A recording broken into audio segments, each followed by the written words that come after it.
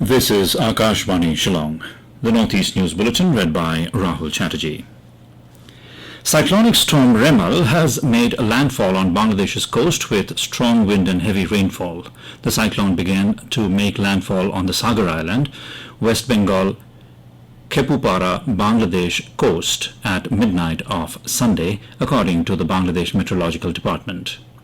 Maximum sustained wind speed within 64 kilometers of the severe cyclone center was 90 kilometers per hour, rising to 120 kilometers per hour in gusts or squalls. Bangladesh has evacuated more than 8 lakh people from the coastal areas. Due to the cyclonic storm Remal, states in northeast India are also bracing for severe weather conditions. The Indian Meteorological Department forecasts that isolated extremely heavy rainfall will occur till tomorrow. In Meghalaya, wind speeds could reach 40 to 50 km per hour, with gusts up to 60 km per hour today. In Tripura, heavy rainfall is likely to continue for 2 days under the influence of Remal. Prime Minister Narendra Modi yesterday chaired a meeting in New Delhi to review preparedness for Cyclone Remal over North Bay of Bengal. During the meeting, he was briefed that the National Crisis Management Committee is in regular touch with the government of West Bengal. All fishermen have been advised not to venture into South Bay of Bengal and Andaman Sea. Around 1 lakh people are being moved to safer places. The IMD is also extending information support to Bangladesh with regular updates. During the meeting, Prime Minister Modi said that the central government has extended full support to the state government and must continue to do so.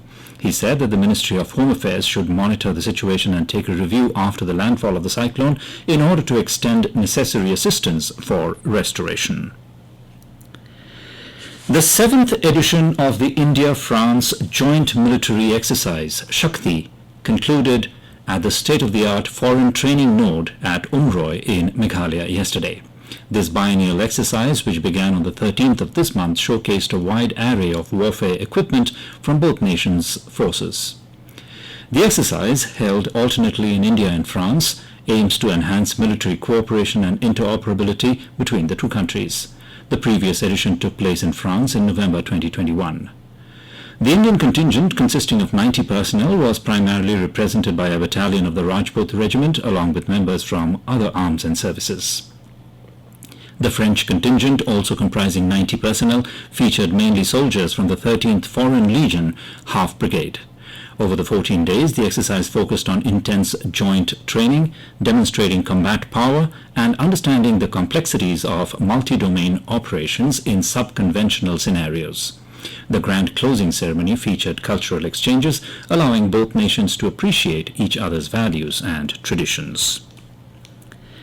The government has issued directions to telecom service providers for blocking of incoming international spoofed calls. In a statement, the Ministry of Communications informed that fraudsters are making international spoofed calls displaying Indian mobile numbers to Indian citizens and committing cybercrime and financial frauds. These calls appear to be originating within India but being made by cybercriminals from abroad by manipulating the calling line identity.